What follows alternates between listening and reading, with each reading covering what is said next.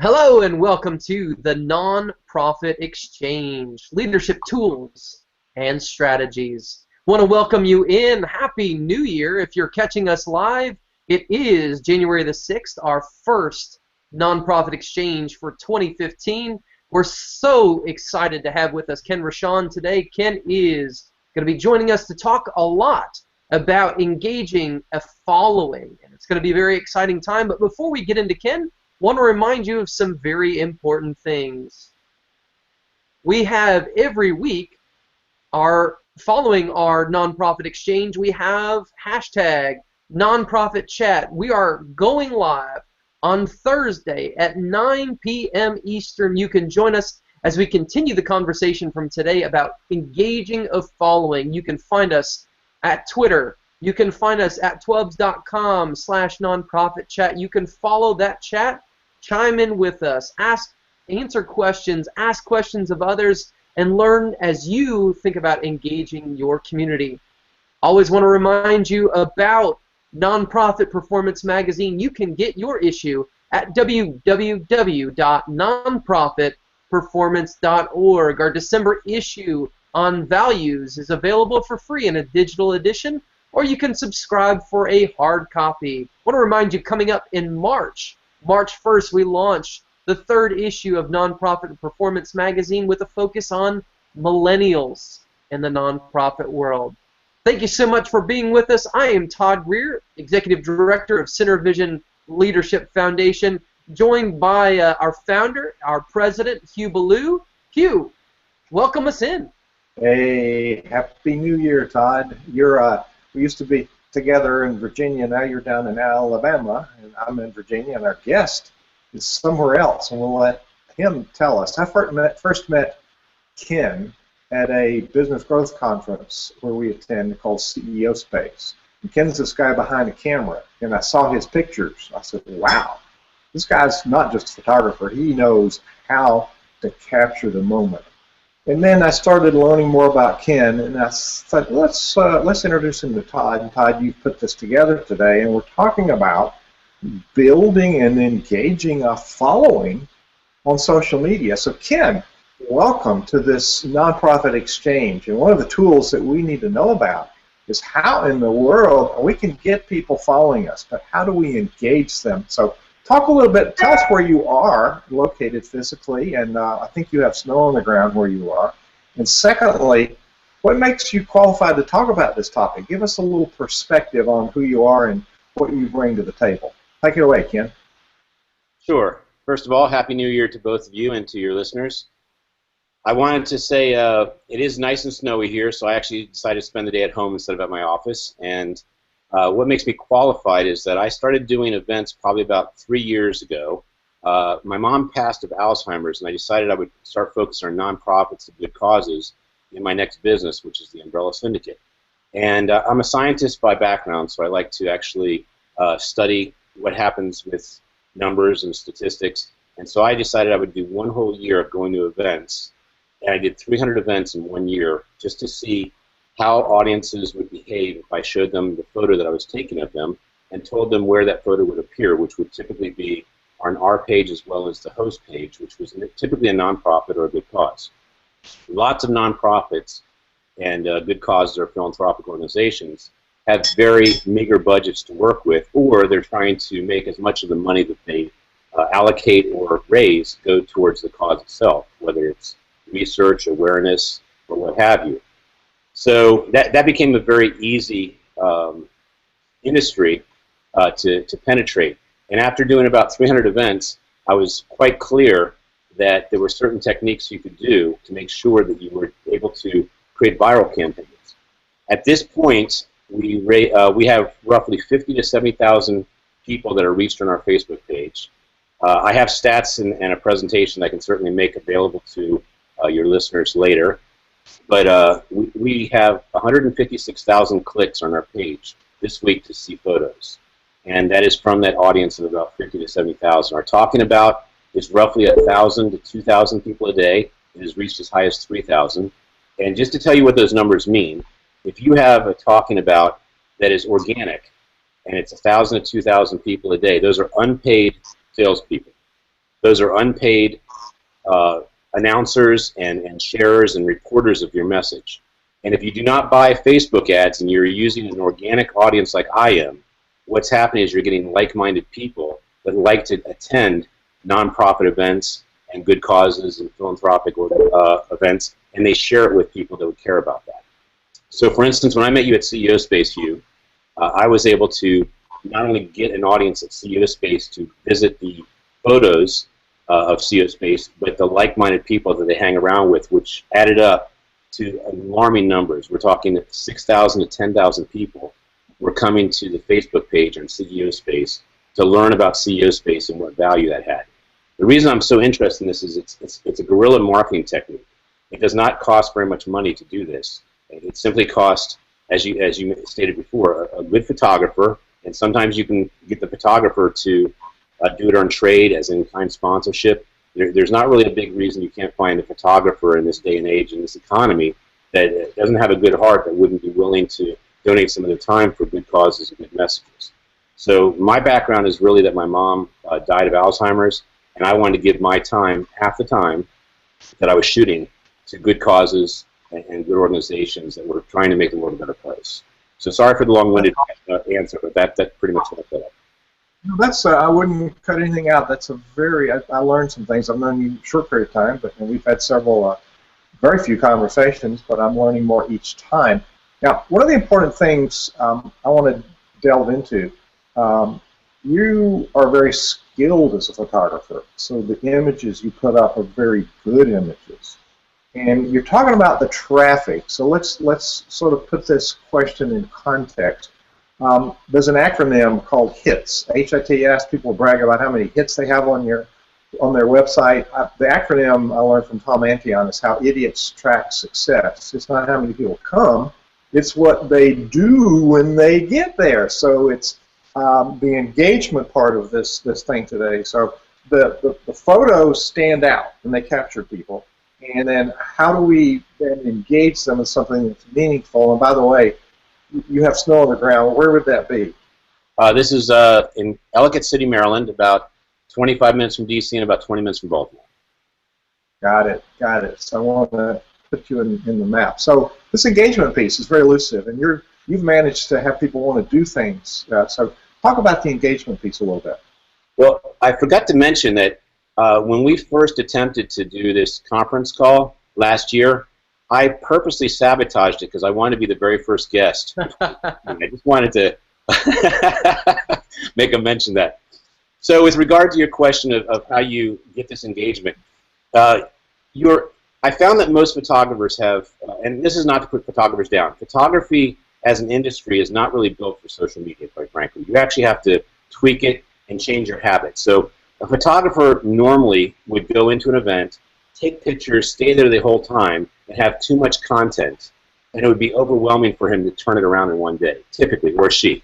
And so you get the photos back in an untimely manner, usually 2 weeks to 2 months, and there's not really any interest at that point. So what I studied was 3 facets. One is, instead of taking a predictable picture, try to take an imperfect picture, meaning angles, humor, really just offset pictures, because if people see the same shot and it's a very perfect shot, it's actually boring. It's too predictable, so they won't click through the photos. So that was one thing I learned. The second thing I learned was if I take a photo of someone and I keep it a secret, what's their engagement with me offline to even want to go online to see it? So I would turn my camera around and I'd show them the photo and say, hey, here's a picture I took of you. Is it okay if I put this on Facebook for this, nonprofit? And then I get their consent at that point. So several things happen. First of all, they're clear where the photo is going to go. They're clear where they can find the photo, and I'm clear that they don't have an objection to me using their photo support to support that nonprofit. And the third thing, obviously, is that when I make the promise to them that they're going to see it the following morning, that they better see it the next morning. Now, that means that my eyeballs are going to look awful tired some days, because I either have to go home after an event and I have to post it before I go to bed, or go to bed and set my alarm for 4 o'clock so I can have the photos up by 6 a.m. Now, the tactic that we use, you didn't catch me on this before, but I said I did 300 events in 1 year, 300. Now, that's on top of my regular schedule, That's on top of my DJ schedule. We didn't really bring up that I DJ, but I DJ weddings on Saturday nights, and that's how I actually am able to afford doing all these donating events and philanthropic acts. So when I do an event, I simply shoot for 1 hour, and you may not realize that, Hugh, because when you see me at CEO Space, you see me kind of darting and dodging, and I'm kind of doing about 8 hours, in some cases 12 hours of photography, which means on the backside of that I have to do about an hour of cleanup per shooting time. So if I shoot for 2 hours, I usually vacate myself and try and get caught up a little bit so I can post some photos. But in the real world, i.e. DC, Maryland area where I live, and I'm able to have the luxury of going to an event for an hour and leaving, I typically am getting the photos done in 12 hours or less. We promise our clients 24 hours or less. Now what that means is you can train an audience in actually a geographic region that if they see your logo, they can count on the fact they'll see the photos the next day. What I've learned, this is really crucial, is if you put the photos up before 6 a.m., and preferably before midnight when you go to bed, before midnight would be, let's call it 100% viral. And in our case, if there's 100 people that go to the event, we will see as much as 3,000 to 4,000 people are reached in a viral campaign. If I wait till 6 a.m., it does not go down too far. It only goes down about 5%. It's not that much because most people are forgiving that they don't want to stay up all night to find the photos anyway. But when they get up and they have their cup of coffee, there's a lot of people that go to Facebook, specifically our page or the host page, and start what we call as the catalyst. Because our page has 1,000 to 2,000 people talking about it, the page is called a prime page. It means it breaks the algorithm. The second that we put photos up, we already have people that are curious and interested in what we did last night, not even caring what we did, just wondering what we did last night.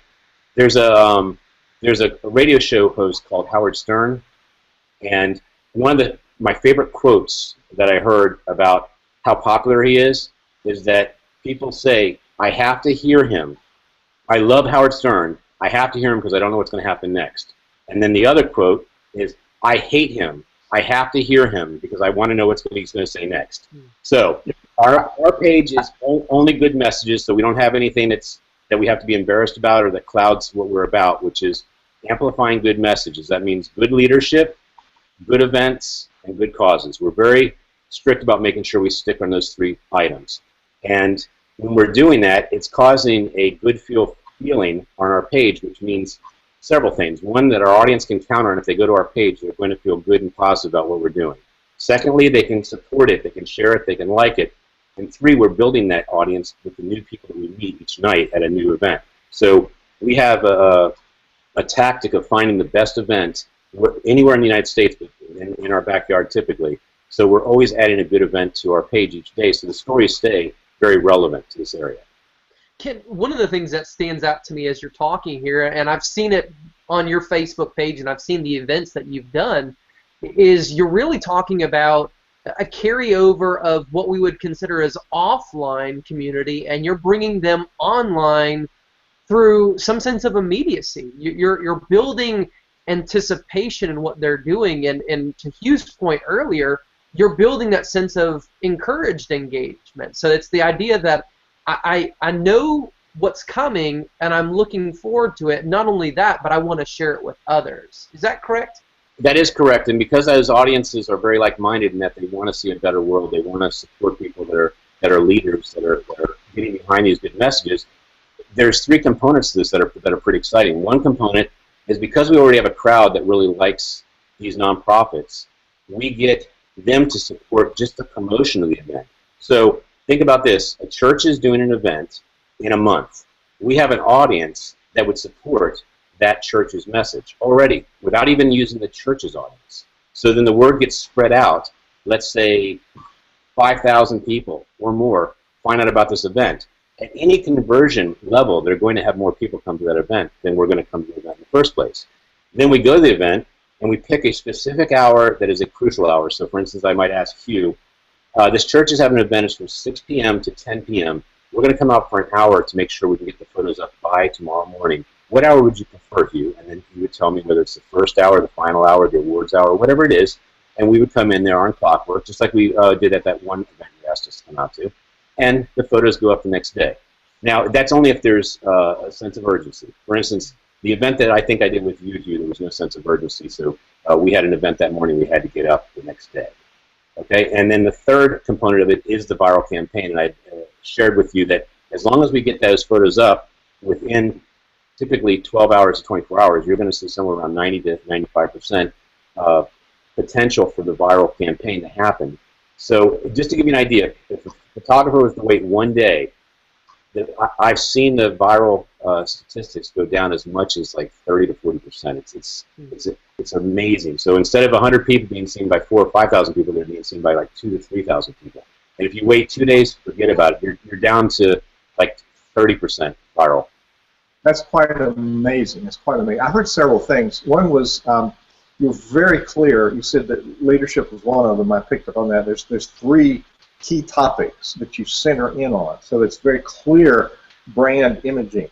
You're narrowing in on this is what we are about. So it's the whole purposeful placement of these. You also said the timing. What you just talked about, if there's an event, get it up that night because it's a very fragile environment online. The other one said, the other thing I picked up on is 300 events a year. That means you don't sleep, right? Well, the key is if you're doing 300 events and you're doing it in this tactical way, you actually are only losing about 3 hours to 4 hours a day if you're donating your time. And if you're obviously if you're charging for it, then you're only working 4 hours on tops. And I'll give you the reason why.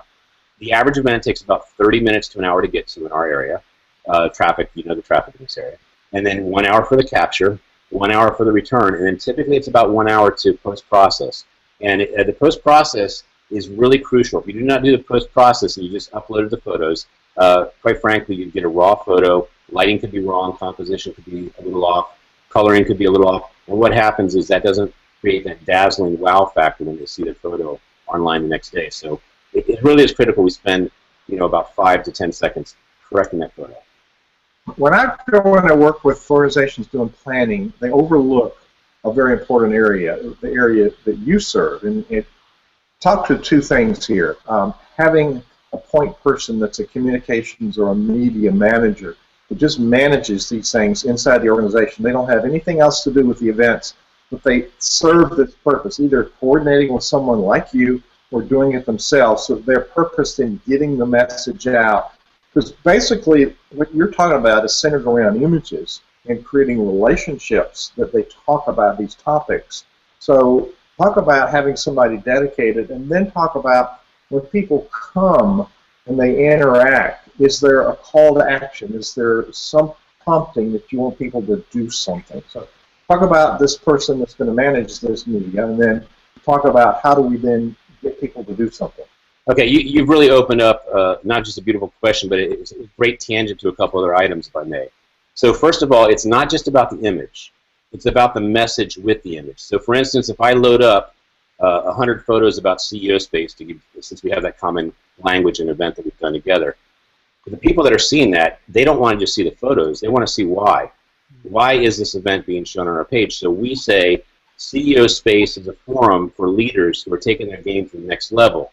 It focuses on authors, speakers, inventors, people that are really trying to change the world for better. So that we can put in the photo album what the message of that event is. And in that message, we can hyperlink, the sponsors. We can hyperlink the like page. And all these things cause traffic to these other pages.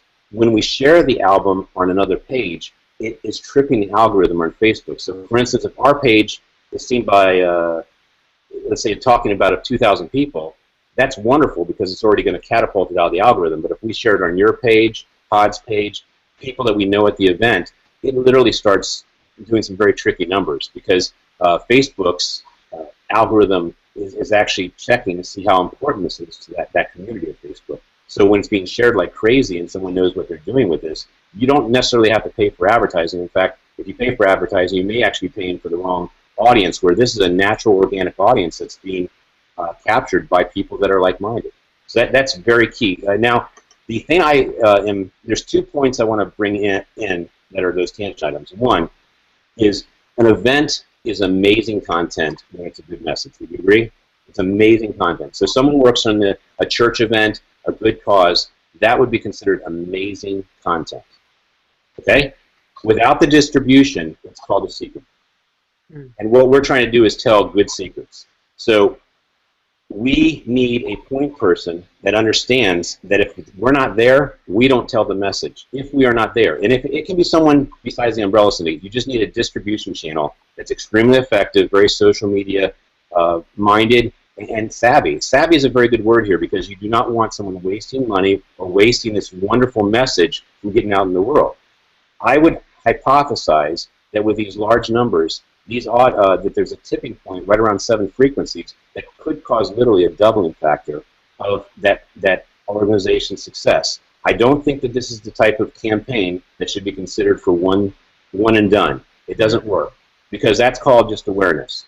But if you do a frequency of, let's call it 7 in 7 months, that is at least starting to get the word engagement in place. Engagement's critical because engagement causes people to think, like, and share and talk about, and that's going to cause a movement. So that's really an important facet. So the last thing I'm going to talk about, and then I'm going to bring it right back to you, is there is a confusion of when we have a camera in our hand that we are a photographer. We are actually a marketing company and a social media company, and we deemed a word that I do not think is on the internet. It's called social media photography. And so when someone says we have a photographer, I say, do you have a social media photographer? And then they trip up or they've never heard it before, most likely, and they say, no, what is that? And I say, a social media photographer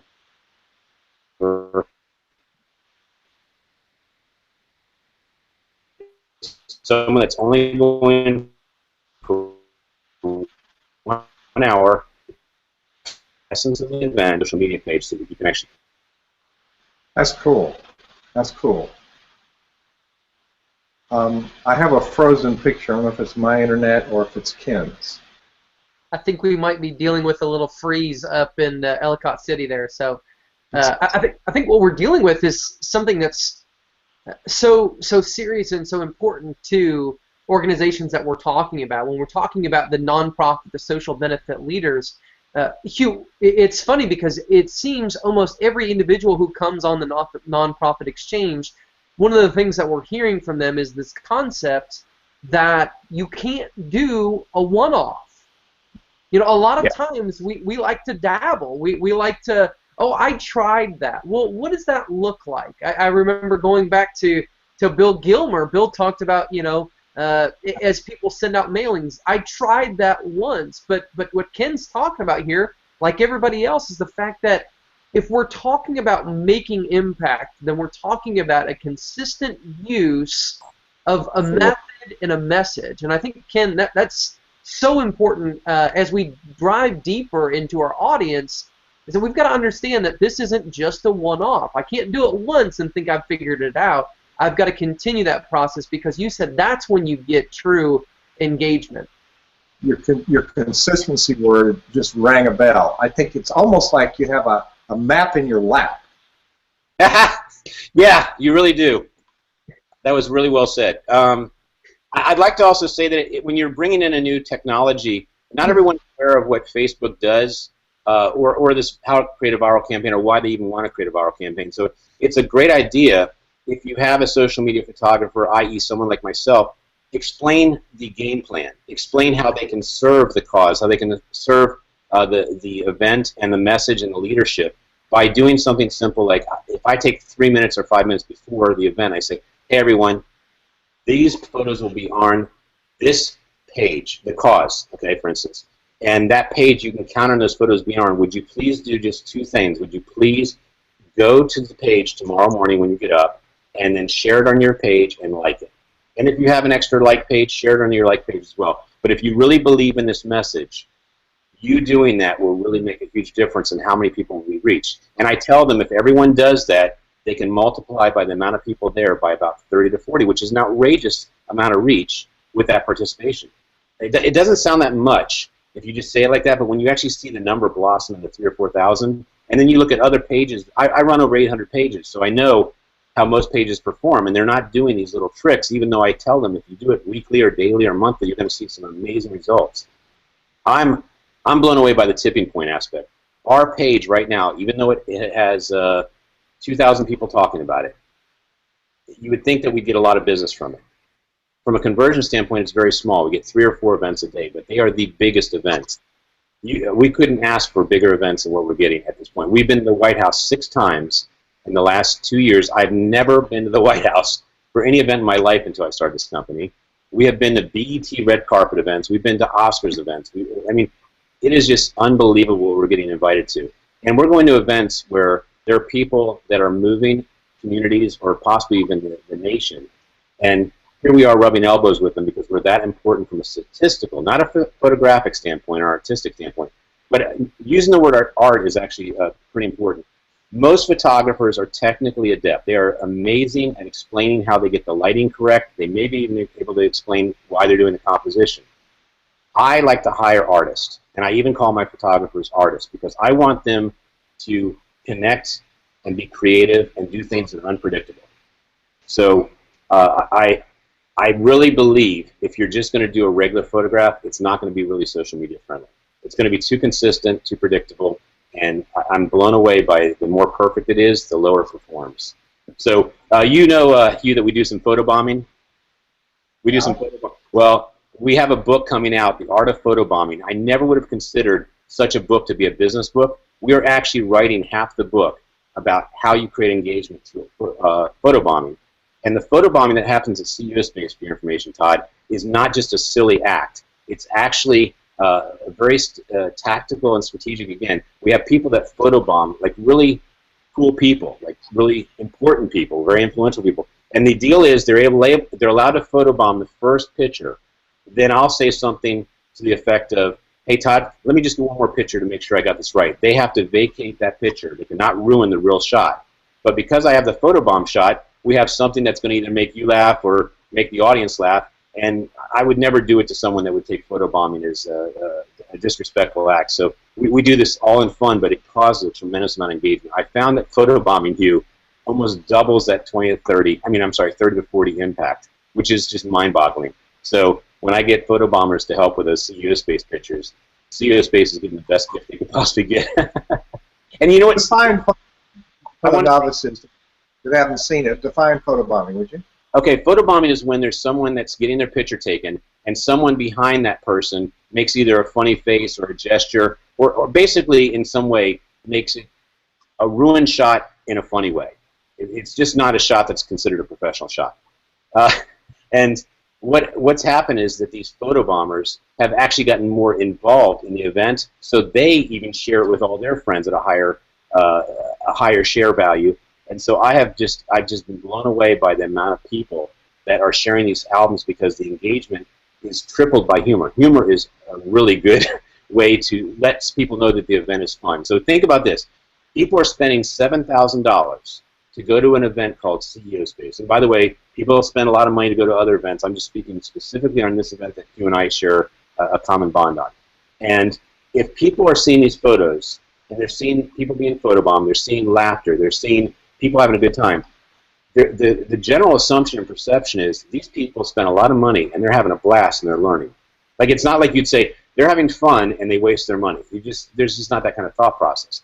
So when you do a church nonprofit event and you don't create fun in that event, what happens is the message gets out that those are not fun events. So it really is critical. It doesn't have to be photobombing, but you need to capture laughter. You need to capture humor in some way, shape, or form. And I love the people at CEO Space because they're so comfortable with their leadership. They're so comfortable with who they are that having a little fun like that doesn't take away that they're serious about doing business. They're serious about their message. They're serious about making a difference. Ken, well, it's sort of those masks that we pretend to be. I'm sorry, Todd. It takes off the mask that we pretend to be, and we can be ourselves. And the underlying piece that I'm getting from this is that, yes, it's social media, but it's relationship building that you're doing. So, Todd, excuse me for interrupting, but this is all really very brilliant. And your specialty, I want to point out, is Facebook. You have other media that you have team members do, and I don't know Facebook as well as you do. I do Twitter, but this is probably this same strategy would work on different platforms. But what you've been is consistent. You've been engaging. You've broken the mold with a dull photograph, and you've been very purposeful in how you're putting it out there. So, Todd, I'm going to shut up because I cut you off. I'm sorry. That's all right. I was thinking what's so interesting about this is what Ken is doing is he's using a disruptive composition to disrupt the way that we think about engagement. And I think there's something that's really unique about that because, Ken, you've talked a couple times about using the composition of the photo to give people insight into the leadership of an individual, into the event, the cause. And I think that there's so much that's wrapped up in that we oftentimes create too much staging, right. And we fail to allow the personality of our organizations to come out in these events. And I think that's so unique. And we're talking about how do we engage a following. Well, a following doesn't come for a staged photo. A following doesn't come for a staged event. They want to see the personality that they identify with, the passions, the values of an organization. They want to see that on display. And I think what you're doing is you're cluing us into a disruptive process that is important for us. Beautifully said, Todd. I'm so glad you touched on this, because a lot of leaders, if you just photograph them as a serious leader, you've never turned it into their humanity. And when you have that leader stick his tongue out or bug his eyes out or just do a photobomb, whatever it is, what happens is that person all of a sudden instantaneously becomes approachable. He's approachable online, he's approachable offline. The reason I use Facebook, by the way, because I think all platforms have their strengths and weaknesses. And I chose Facebook for two simple reasons. One is it's very event friendly. You can create an event on Facebook, you can share it with the masses, and you can get a lot of traction. So the promotional value is very, very high. The second part is we are not doing Instagram photos. We're not doing a photo live and throwing it up there. We're doing a photo that's finished.